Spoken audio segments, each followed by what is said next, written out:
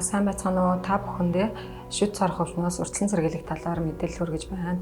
За шүд цорол гэдэг маань шүдний гадна талын хатуу палан маань гэмтэж сэрэгдснээр шүдэнд ямар нэгэн хөндийн үүсгийг шүд цорох эмгэг гэж байгаа. Шүд цоргох эмгэг маань маш олон шалтгааны улмаас үүсдэг. Жишээ дурдах юм бол хооллолттой холбоотойгоор үүсч болно, амьдралын буруу хэм маягтай холбоотойгоор үүсч болно, арчилгаа алдагдсанаас болж үүсч болно.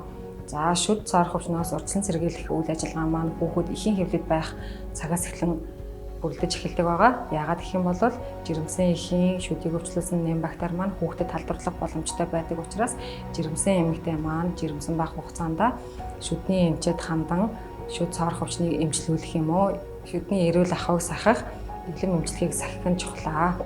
Үүнээс хойшоо нэраа дурсан цагаас эхлэн харин самбаа магадлал ашиглан амны хөндийн эрүүл ахыг арчих замаар цэвэрлэх нь бас урьдчилан сэргийлэлтэнд орохны арга юм аа. За хүүхдийн сүүн болон байнгын шүд гарсан цагаас хойшоо болвол биднэрт анхаарах маш олон төрлийн дэг журам байдаг. Үүнээс дурдах юм бол хамгийн эхлээд хооллолтой шууд холбоотой байдаг аа. За хүүхдүүдэд аль болох чихэрлэг болон хийжүүлсэн ундаа чихэрлэх хүнсний зүйлийг хэрэглэхгүй байх нь чухал. Хүүхдийг тогтмол цагт хооллох нь маш чухал. Тогтмол цагт хооллосноор шүдний ам доторх хүчил сүлтийн тэнцвэрт орчин бүрддэг. Үүнээс үүдэлтэйгээр шүд цорол өвчнөөс урьдчилан сэргийлж чаддаг.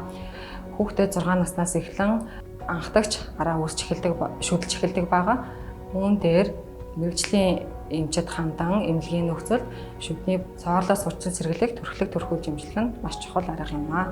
Хүний биеийн эрүүл мэндэд амны хөндийн эрүүл мэнд бол маш чухал үүрэгтэй. За шүд нь бол үндсэн 4 үүрэгтэй байдаг. Хамгийн нэгдүгüүрт бол хоол боловсруулахад бол жижиглэх, бутлах, зайжлах үүрэгтэй байдаг.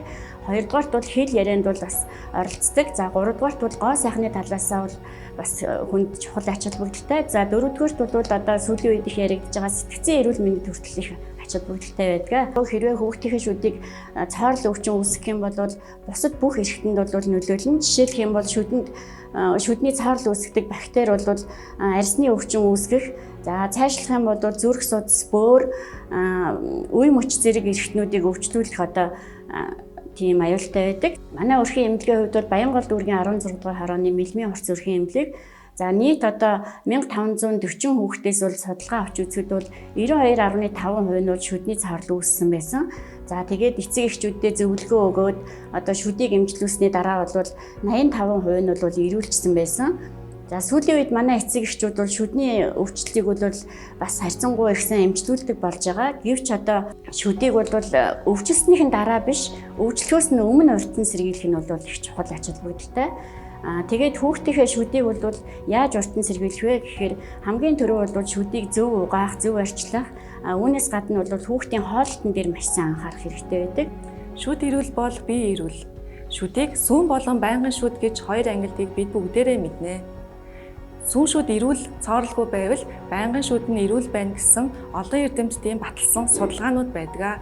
Тиймээс жилдээ 2-оос доошгүй удаа шүдний эмнэлэгт үзүүлж байхыг уриалж байна. Шүдийг эрүүл байлгах хамгийн энгийн аргад шүд угаах, амны хөндийг арчлах арга багтдаг. Шүдийг угаахдаа шүдний оо болон сойз гэсэн үндсэн хоёр хэсгээс тогтох бөгөөд сойзыг сонгохдоо сойзных нь үсний урт нь төвийн үүдэн шүдний урттай тэнцүү, сойзных нь өндөр нь төвийн үүдэн шүдний зөгцний өндөртөө тэнцүү байхаар сойзыг сонгоно.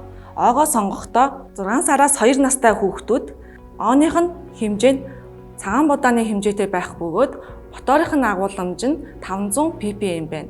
Харин 2 наснаас 6 настай хүүхдүүд ооных нь хэмжээ нь вандуу шиг хэмжээтэй байх бөгөөд ооных нь моторын агуулмж нь 1000 ppm байна.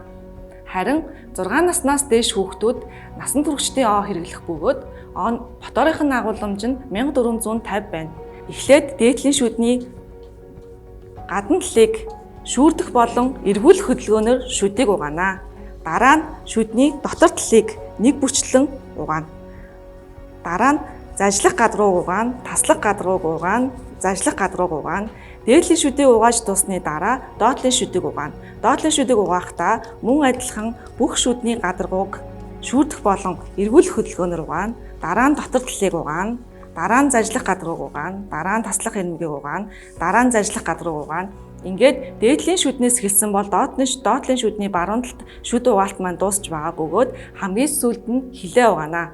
Хилээ угаахдаа шууд хойноос нь угаавал агиуд сүрдэг учраас урдаас нь хойш нь чиглүүлдэ шүрд хөдөлгөөнөөр хилэг угаана. Хамгийн сүүлд нь шүлсээ 1-2 удаа шүлсээ хаянаа.